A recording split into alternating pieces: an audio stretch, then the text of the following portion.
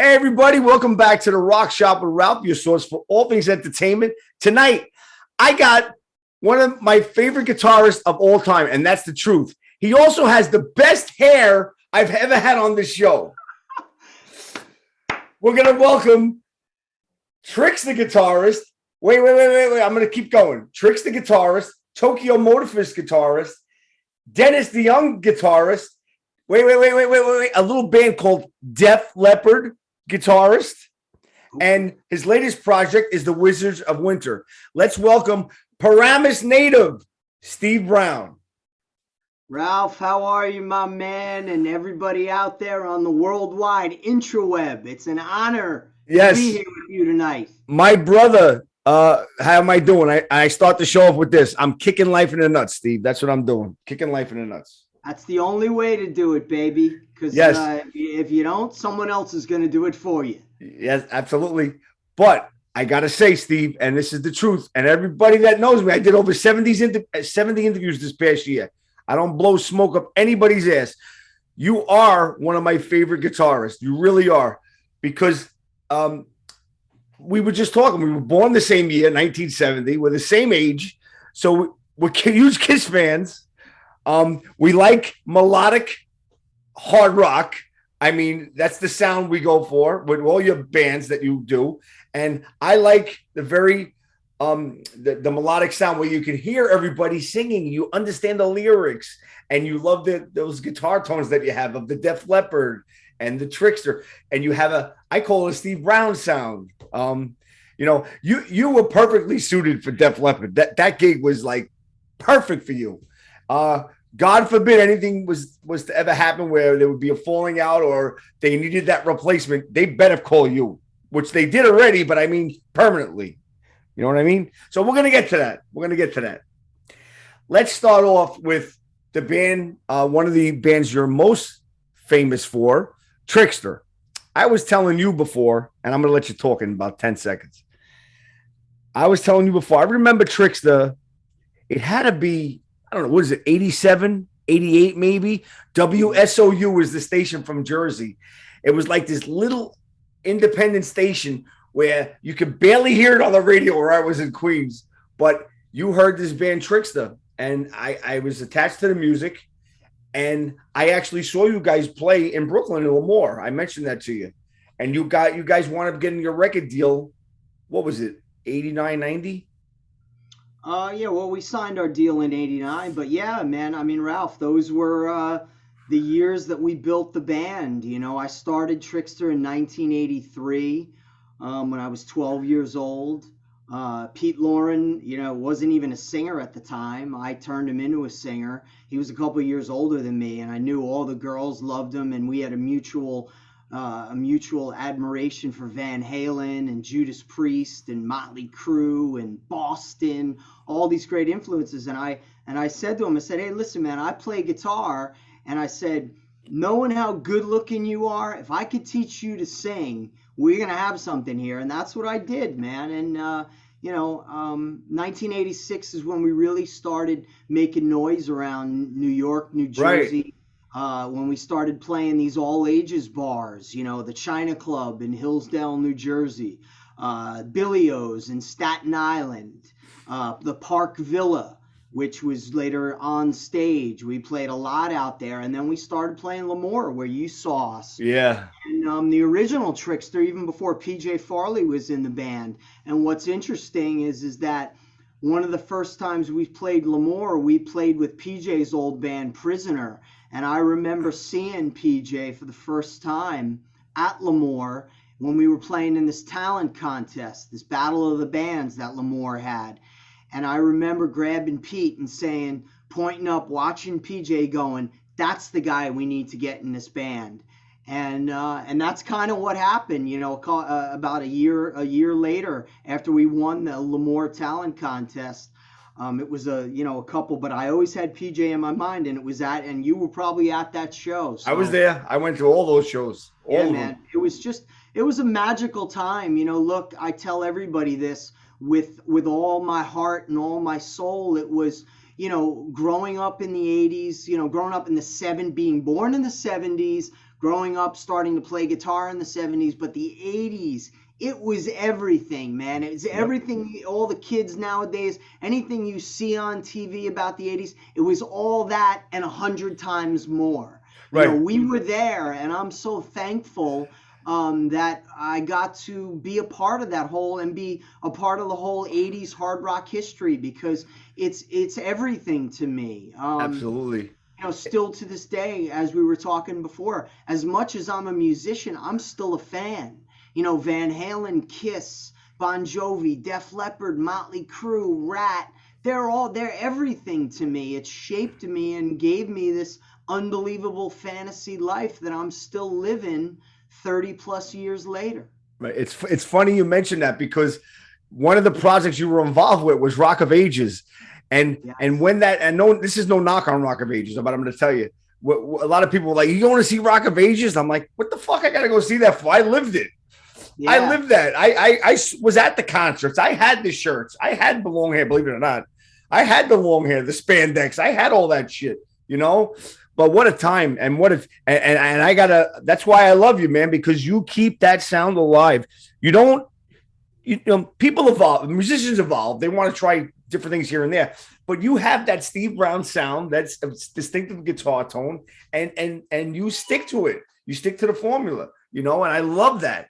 Tokyo Motor Fest, we're going to talk about it. I mean, Ralph, that's what I say it all the time, and I might sound like a broken record sometimes, but, it's all about, for me, if you took Kiss, Van Halen, Def Leppard, Bon Jovi, and Cheap Trick and kind of put it put them all, together. that's everything that I've ever wanted to do, and I have no yearning to do anything else, because Right. that is what I do best, and it's what I love. It's in my blood. In your It's not blood. anything I have to try to. When I pick up a guitar to write songs for a new project, whatever it is, that's the sound that comes out. And in my studio, being so influenced by the likes of Ted Templeman, Bruce Fairburn, and of course my idol as a producer, Mutt Lang.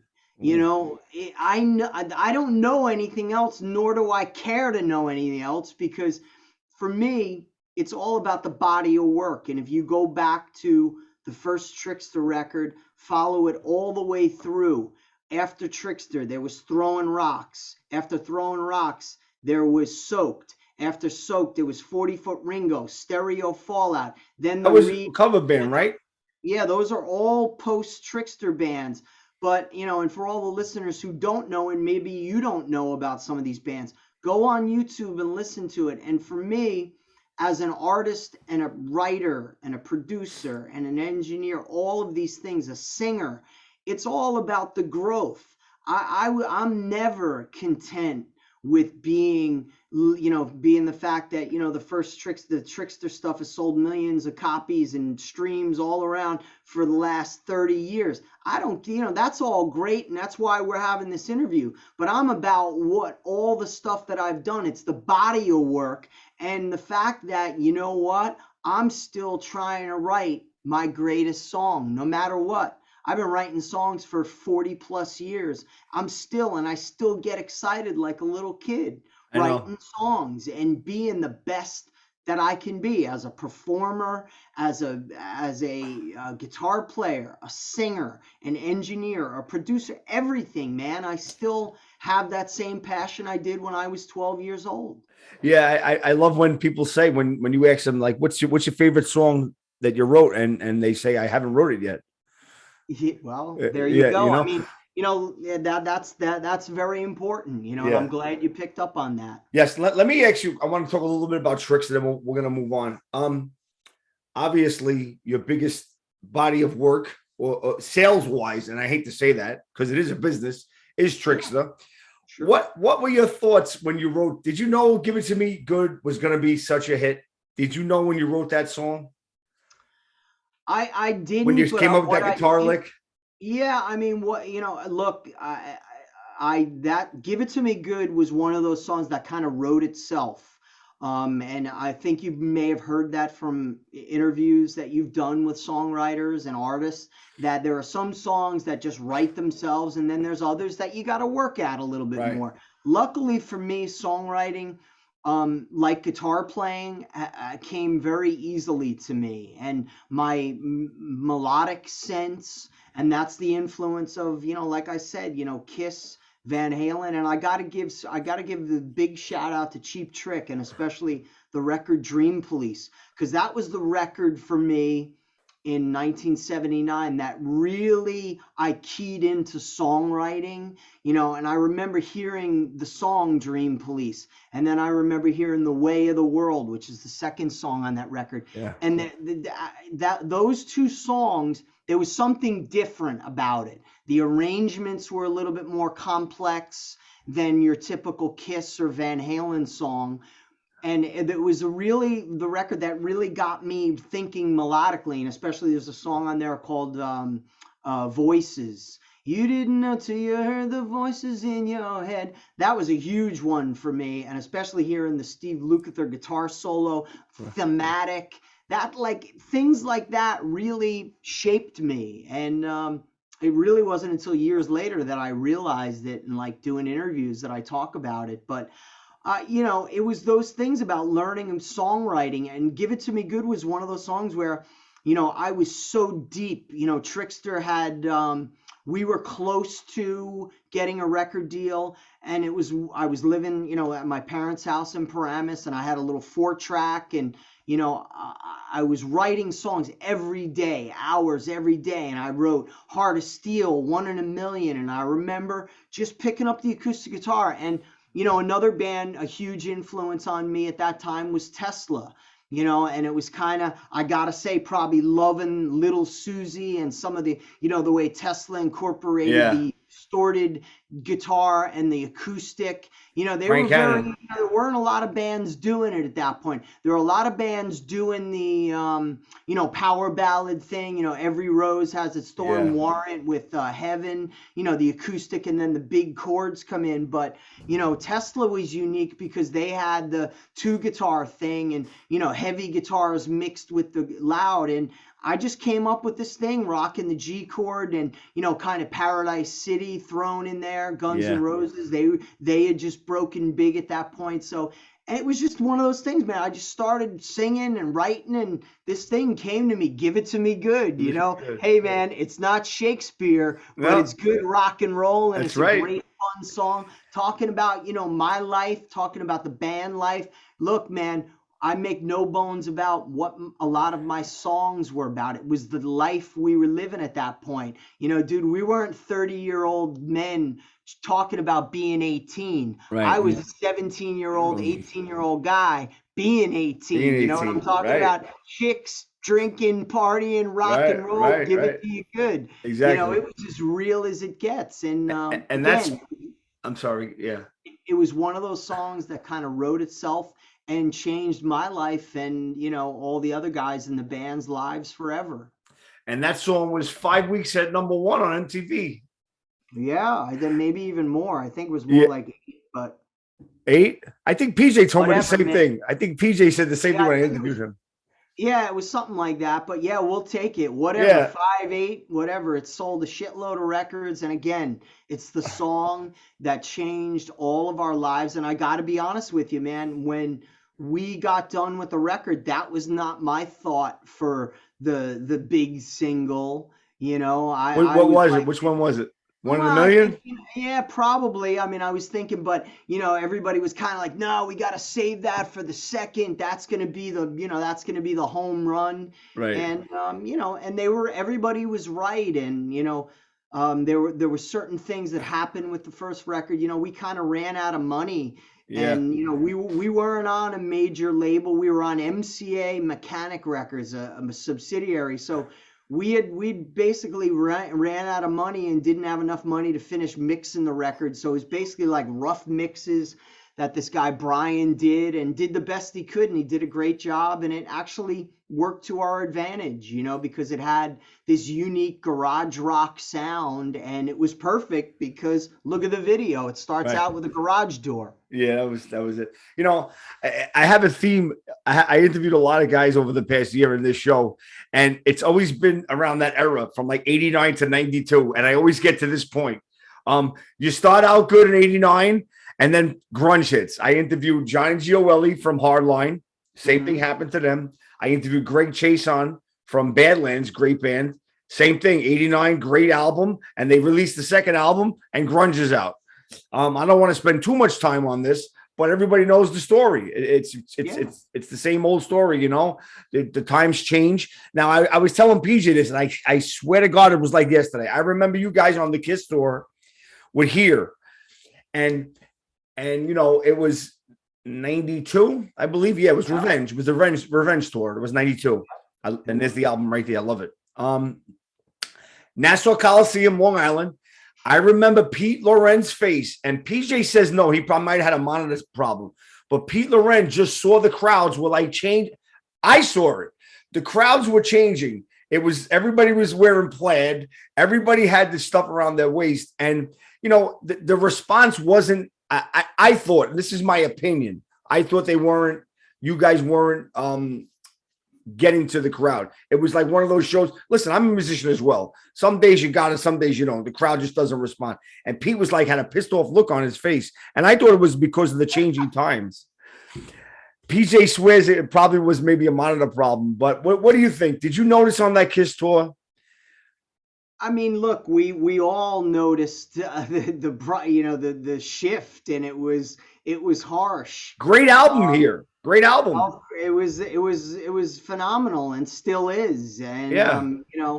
I hope to finally get to put a deluxe edition out of it and really be able to show all the people who never really heard it, what a magical record it was. And we worked so hard on it. But look, there was nothing we could do about it. We Right. could have made Sergeant Pepper, which for all intent and purposes here was our Sergeant Pepper. It's a phenomenal record. Yes. The growth from the first Trixter record to here, Night and day. monumental. Night and day. I took over, co-produced, I wrote every song, and I'm so proud of that record. We spent a lot of money, we spent a lot of time making that record with the great Jimbo Barton, who produced Rush and Queensryche. And when we got done with it, MCA heard it and they were like, man, this is going to sell 3 million copies. And look, had we released As the Candle Burns as the first single, things might have been different. But sadly, look, it is what it is, and it happened to everybody. It was a swift change of musical genres, and grunge came and kicked our ass. But look, on the Kiss tour, we had a great time. I remember having a great show at Nassau Coliseum. All my friends and family. I thought it was a great show.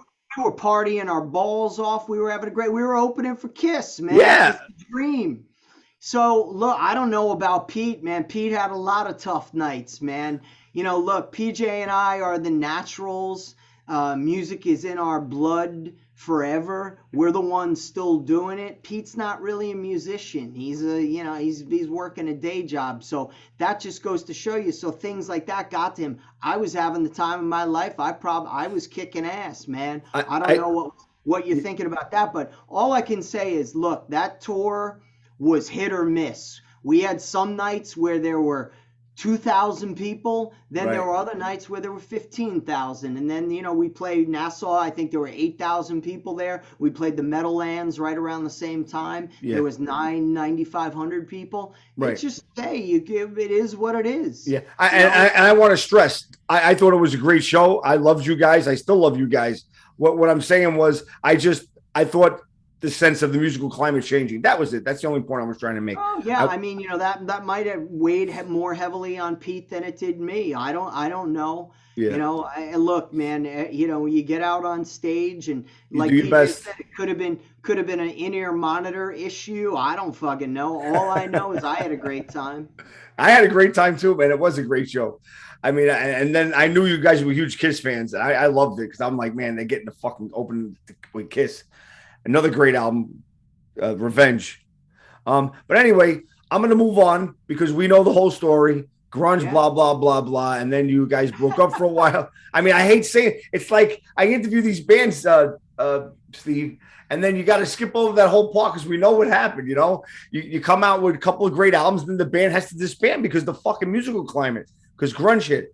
But anyway, the big thing that happened with you was you were asked to join Def Leppard to fill in, we'll say, And how the hell did that happen? That you had to be elated when that happened, and to play with that band on that level, it's phenomenal, you know. So please do tell. Well, I mean, again, the Def Leppard thing, of course, it was one of the dreams, something that, yeah, I mean, as a kid, I never would have even imagined. But at the same time, Ralph, I've worked all my life, again, what we were talking about before, to stay your best. I mean, I'm 51 years old, man.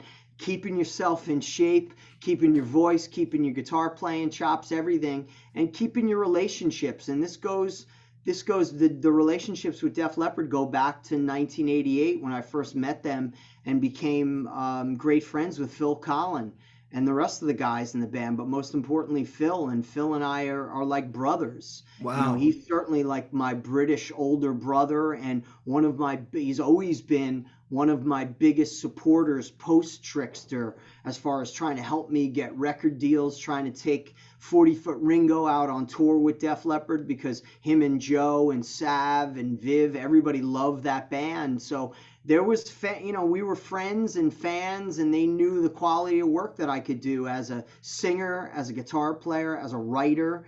And so when Vivian got diagnosed with cancer in 2013, I was the logical choice, for first and foremost because I'm part of the family, but that Phil and Joe knew that I could cover, most importantly, the vocal parts that Vivian had to cover. Right. As Joe tells me, Steve can do all the mutt parts. The mutt he can parts. do all the, whether it's the low, step inside, walk this way, the breathy, or the really high shit that's in, rock at the whoa, whoa, all that stuff that Mutt did on the records. That's fucking amazing. That is amazing. And that was the most important part. Forget about the guitar parts. I remember vividly before my first show with Leppard, Joe came up to me and he was just kind of half joking, goes, "I don't give a shit what you do on your guitar, but make sure you get all those vocal parts."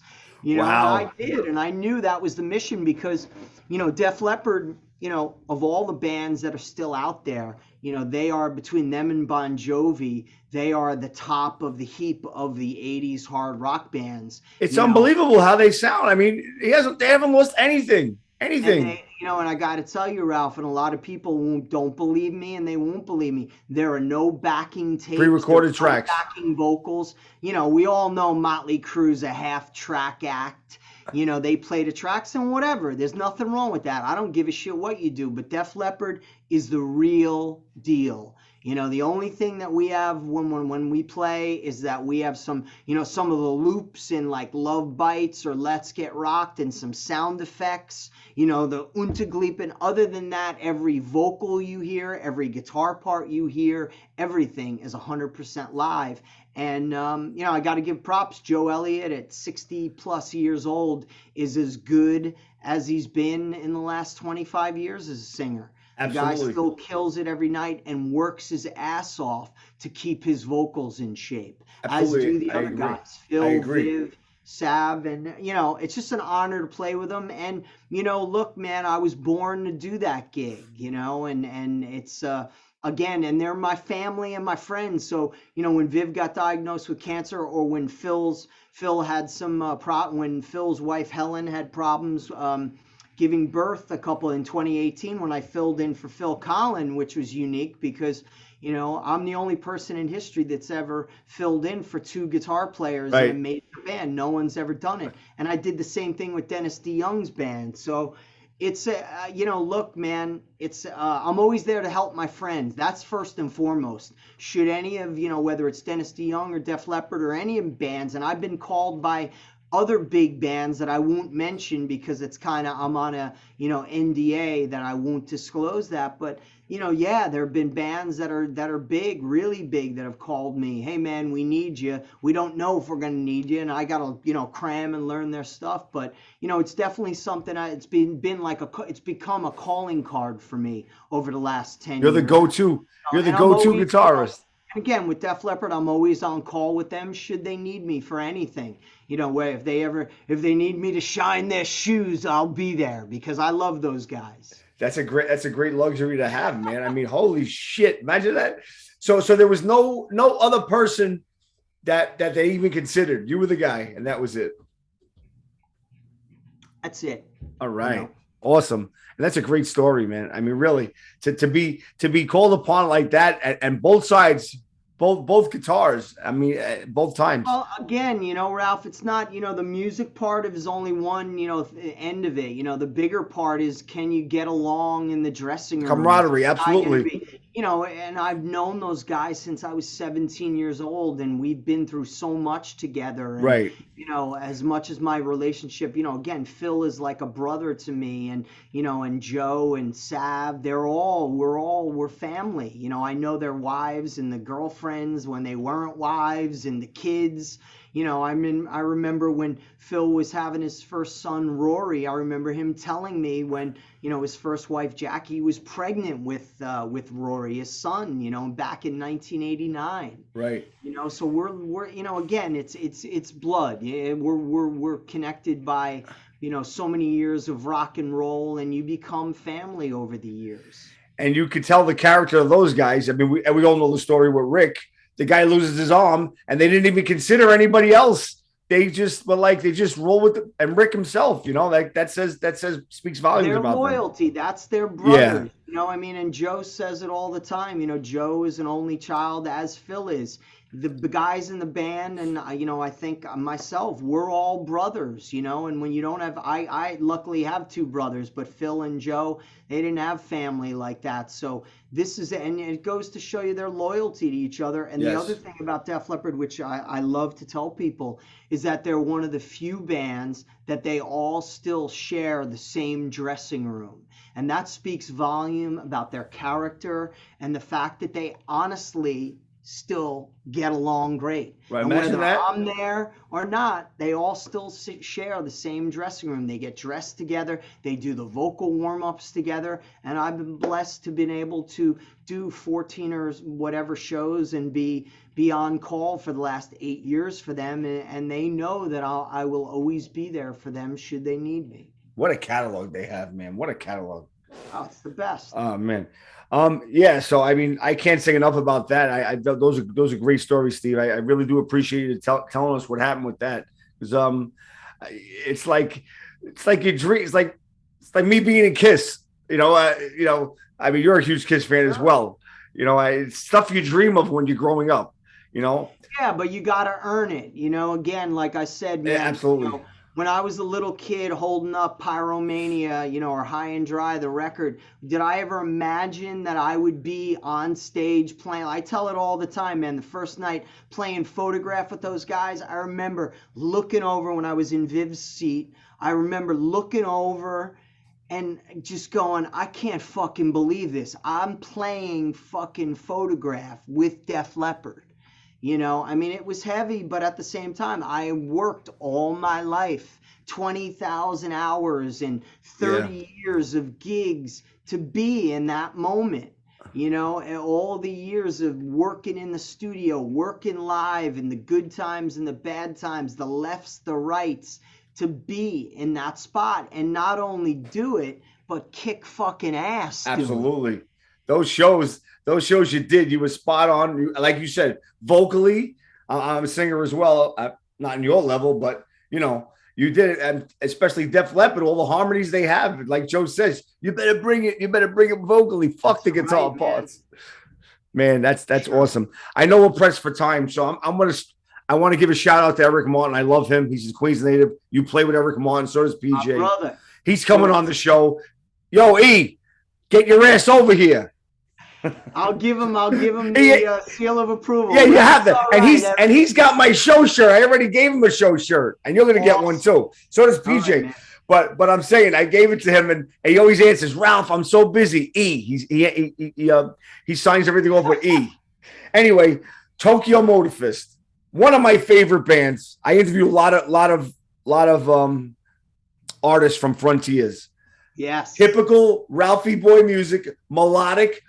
80s, I'm not going to say 80s, but just melodic hard rock. Ted Poley, phenomenal vocalist. I love him. You, Mr. Smith, Mr. Berge.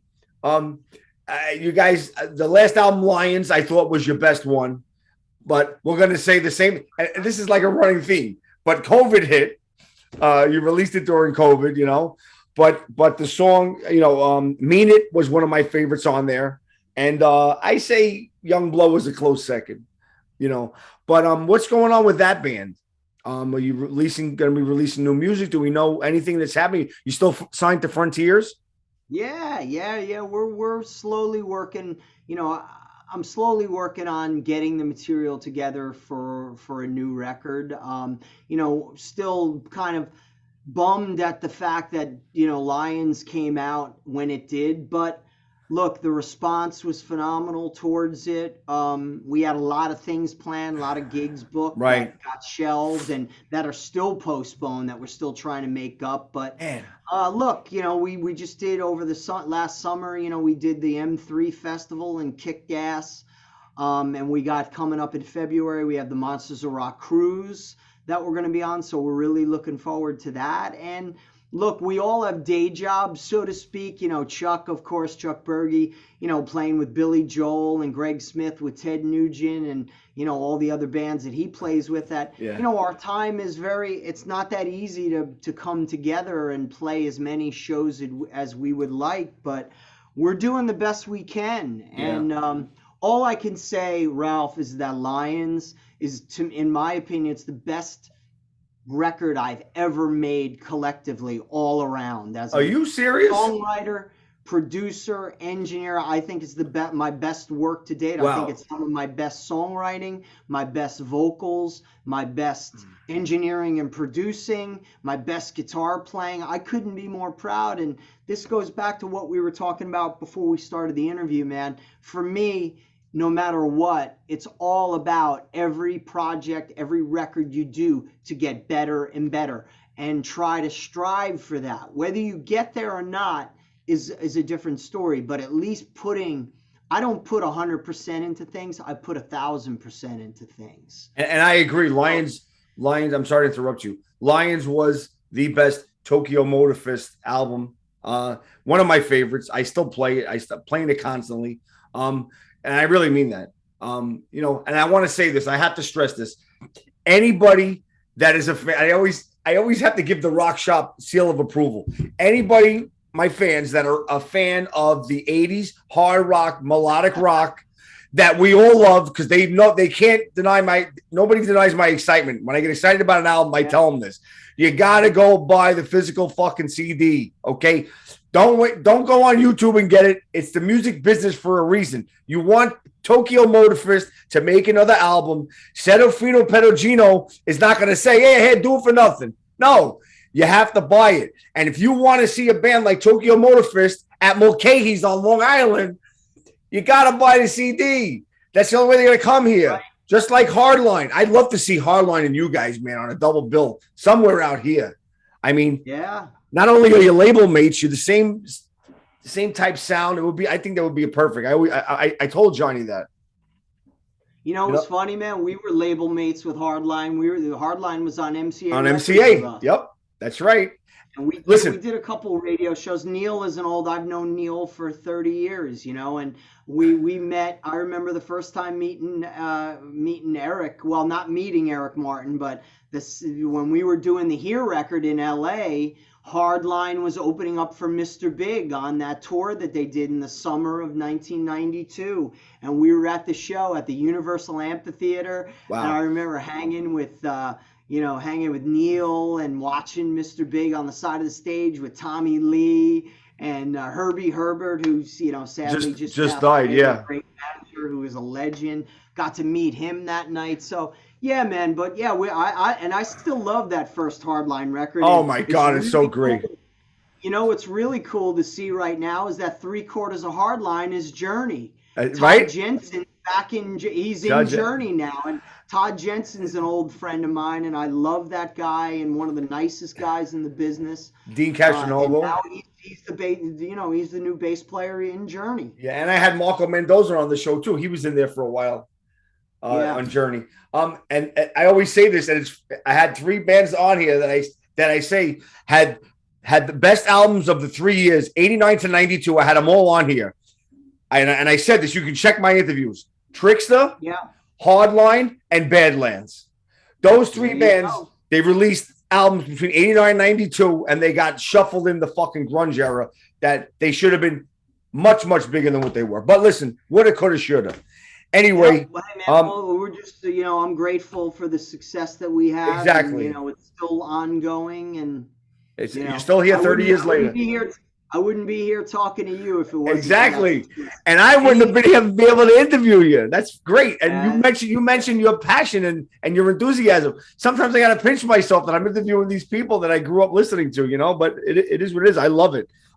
Last thing, your project, Wizards of Winter. I'm not going to say Trans-Siberian Orchestra because I know you don't want to hear that. Well, I don't care. Yeah, it's definitely influenced by that. It's along, but I have to. I was going to say, but I have to say it. It's along the lines of Trans-Siberian Orchestra. It's holiday music with Steve Brown on guitar. You don't want to get anybody. You can't get anybody better than that. I mean, and they play all over. Right now, you're on the East Coast. You have 3 shows coming up. December 15th at the Bergen Performing Arts Center. You have December 18th at Penn's Peak in Jim Thorpe, Pennsylvania. And then he's coming closer to me. December 30th, you got the St. George Theater in Staten Island. Yeah, man. He's playing over there. Those are 3 shows. If you want to talk a little bit about Wizards of Winter? I would love to. Yeah, Wizards of Winter is a project and a band that I've been involved with for the last 3.5 years, and it's the brainchild of my dear friends Scott and Sharon Kelly, who are northern New Jersey natives who live down in central Jersey now, down in Clinton area, and it's just an incredible thing, and it features ex-members of Trans-Siberian Orchestra, Tony Gaynor, who was the original narrator for the band, Guy Lumineer, who was, one of the first singers, John O'Reilly, who was the original drummer, who was also in Rainbow with Greg Smith, who is the bass player. So it's a lot of, you could say it, of course. It's a Christmas-inspired show that we do, the Christmas Dream, if you will. And I got to tell you, I joined up in 2019, not really knowing what to think. And we went out on our first tour in 2019 and did 25 shows all across America in tour buses. And it was like the old days, man. It was really incredible. Great to do this. As far as being in an ensemble, it's an incredible band. The guitar player, who is the co-songwriter with Scott Kelly, is a guy, Fred Gorhow, who's a Southern Jersey guy, grew up with Zakk Wylde, Snake and Rachel, and Scotty from Skid Row, and just a phenomenal guitar player, songwriter. So I get to play, it's very rare that I play in a 2-guitar band. So it's really cool to be able to do the harmony stuff that Fred and Scott Kelly wrote these incredible songs that we get to play. And it's a really incredible show for what we do. We play a smaller sort of thing than what TSO does. We're a theater band. We do a lot of performing arts centers, but we have the screens and the lasers. We have a really incredible lighting guy, Abner Torres, who works with Queensryche, and it's just a really phenomenal show and a family show, which is really cool because, it's something for everybody, and really looking forward to these next, what I call the hometown shows. Yeah, that's close. New York, New Jersey, Pennsylvania. It's funny, and we're gonna end this. I promise. I gotta tell you a story about Wizards of Winter. I'm not a big Christmas music fan. I'm being honest with you. It drives me crazy. Okay. But my wife buys tickets in 2019, I believe it was. She goes, "You're gonna love this. It's the Wizards of Winter. It's a rock show with Christmas music." So listen, all right, it's your wife. Happy wife, happy life. Yeah. We go to the Patchogue Theater in Long Island, and I'm going to sit down. I go, wait a second, that's fucking Steve Brown. That's Steve Brown from Trixter. All right, holy shit, I'm going to get into it. I swear to God, Steve. I'm like, that's Steve Brown. And she's like looking at me. She don't know. She don't know. My wife was a freestyle nut. That's Steve. I'm like, that's Steve Brown from Trixter. All right. And I sat through and I'm like, wow, great true story. Great fucking show, people. I'm telling you, you got to go see this. Wizards of Winter, Christmas music, Steve Brown on guitar. Mr. Smith is in there as well from his band, and a bunch of others, like he said. No problem. Last thing, we got to talk about Kiss for a little bit, Steve. Sure. Man. All right. I'm gonna do a little bit of this or that with Kiss because we're both huge Kiss fans, and it's one of my favorite Kiss albums right next to you, Revenge. But I'm gonna throw this at you. You got to pick one. Okay. The Elder, or Carnival of Souls? Oh man, The Elder by far. And it's funny that you asked me about that because I did a deep dive over the summer when I was driving. We had some Eric Martin Trixter shows that we were doing, and I was driving in my car. I had a 4-hour drive from, I believe it was Rochester, New York, down back to Jersey to do a gig. And I listened to The Elder, Unmasked, and all 4 solo records, all right in a row. And basically, I came up with the conclusion that The Elder could have been a great Kiss record had they focused more on just the rock songs. But I get what they did, but like Dark Light and stuff like that. Yeah, and even I still to this day I still think they could throw that in, like they could put that in the set now, like on the end of the road tour, and it would go over great.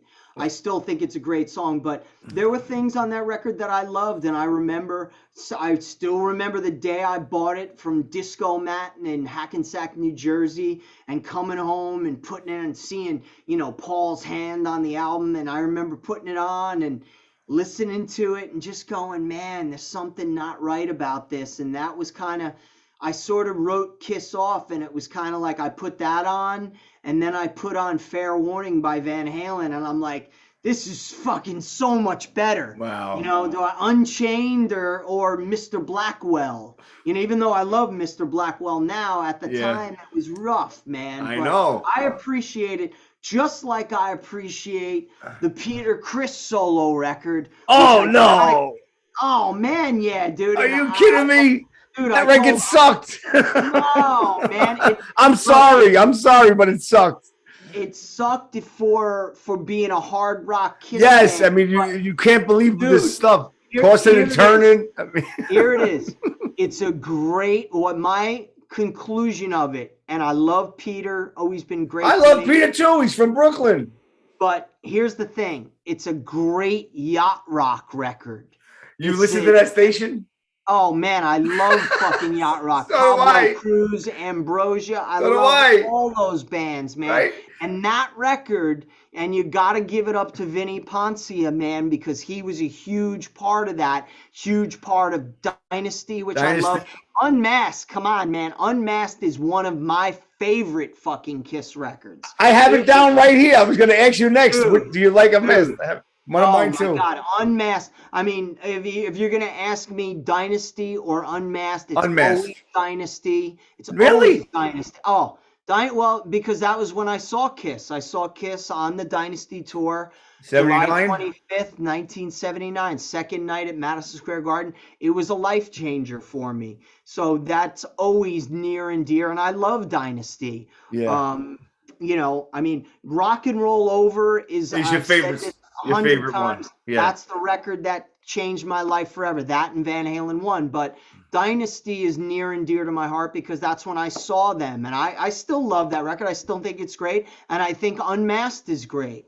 I mean, honestly, Kiss, Paul and Gene and whoever was involved, you got to give them credit. No matter what, all of their records always had a couple great songs on it.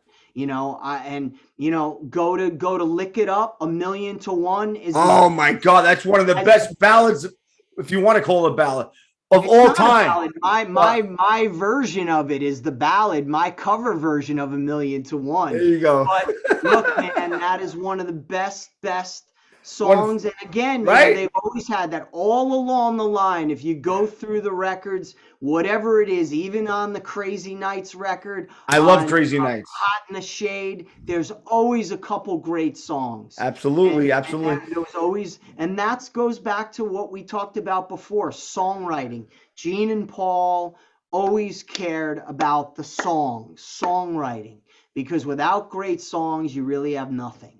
Yeah, absolutely. And this is great. I could talk to you about Kiss for hours because you nailed the same albums that I love as well. I mean, it's like, you pulled them out. So I got to do. Ralph, I love We them love all. them all. Of course. Listen, we love them all. Best drum sound of any Kiss album, Creatures of the Night. Hands down. And Creatures of the Night, I got to tell you, that's another one that I did, again, listen to and talking to Joey Casada and talking to, all the, hardcore Kiss fans, Bruno Ravel, especially. Yeah. We were talking about it. I forgot how Mid Village native. Bruno, you better call me. That's right. All right. He will. He'll call you. Rose's Pizza. Yeah, Rose's Pizza. Look at this. Takes pictures of the pizza and puts them on Facebook all the time. Bruno is a great pizza maker. He makes his own pizza that's as good as anything I've ever had. Pizza. So, right. But Creatures of the Night, that's another one that I sort of forgot about. I forgot how great it sounds sonically. Oh my God. And the songs, man. There's a lot of great songs on it. And some great guitar solos, Right. Steve Farris from Mr. Mr. He played the solo on Creatures of the Night. That's right. I always was like, man, you couldn't believe it, right? That's not Vinnie Vincent. No, that's him. That's fucking. I knew there was something different, and it was. I've always been good at being able to hear that. No, that's not Ace. That's Paul playing the solo. No, come on, Ace played on every Kiss record. Yeah, right. Yeah. Well, Dick Wagner. Yeah, Dick Wagner and Rick Derringer. Bob Kulick. Yeah, there's a lot of that. How about what's the only song that Peter played on in Dynasty? Did you know that? Dirty Living. Dirty Living. There you go. That's my boy, Steve. We can talk fucking Kiss for hours, bro. And I'm having a whole Kiss special, and I'm extending the invitation right now. You got to be on that show if you have the time. I would love to, man. You have to be. Anyway, I'm going to do this to you very quickly. Okay, man. Peter or Eric? You got to pick one. I mean, I got to go with Peter because, that was my guy. That was the first concert I saw. He was the first live, arena rock drummer I ever saw, Peter Criss, and as sad or bad as people claim he was on that tour, when I saw him at the Garden, they fucking kicked ass. Yeah, I agree. And then I saw Eric numerous times. Again, I love Eric Carr, and I loved Eric Carr as a person.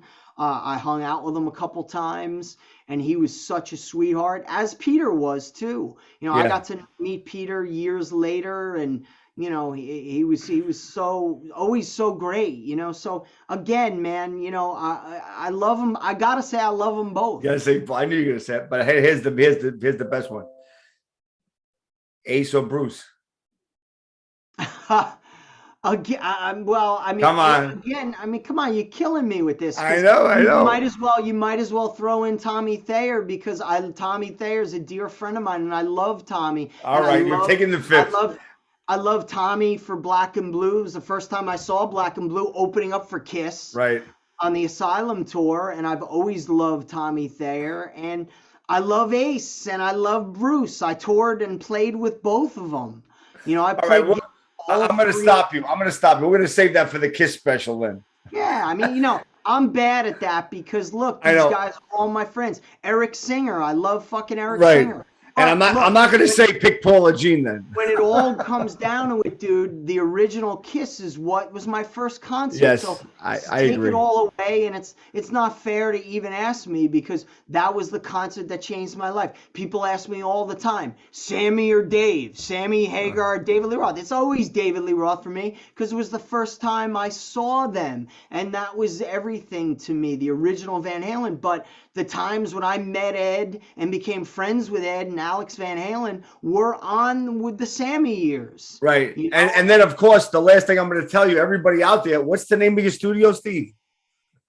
6160. Okay, there you go. And the great story about that was when I bought my house and was moving in and building my studio, I went up to see Van Halen, and my wife and I were in Ed's dressing room, and I have that great picture with me and him.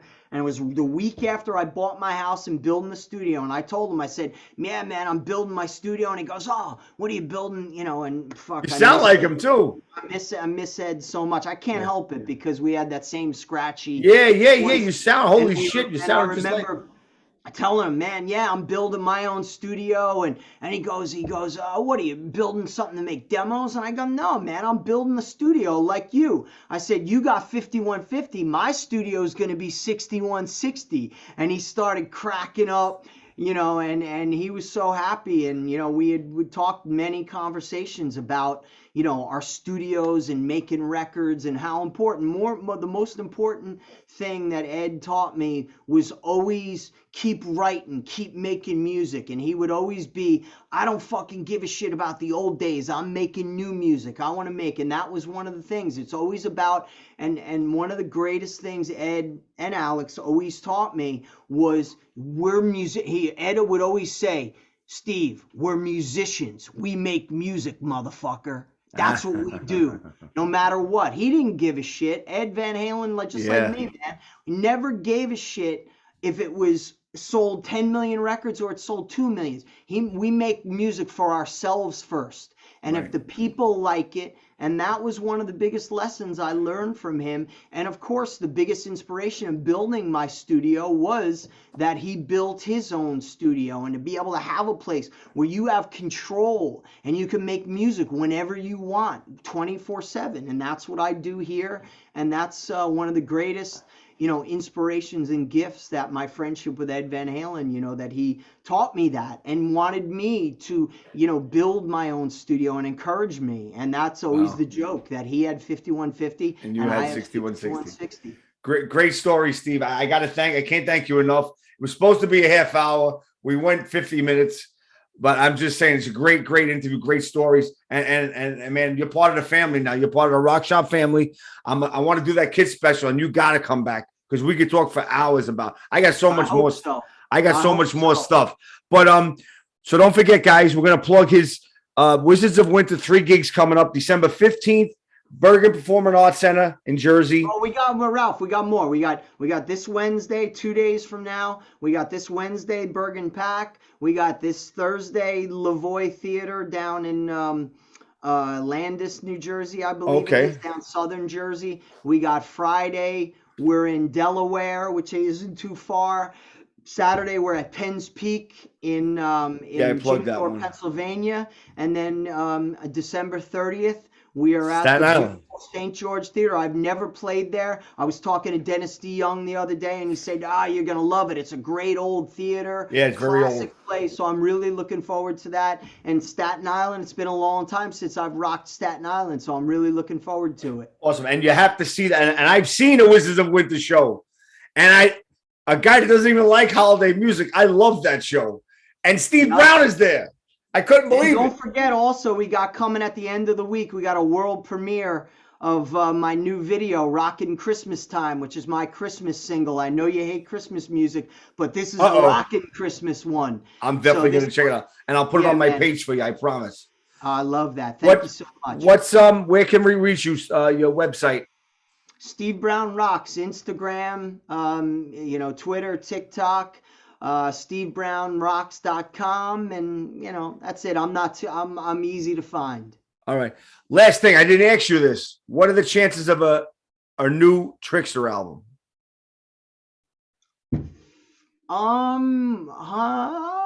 Well, it's probably going to be with a different lineup if it even happens.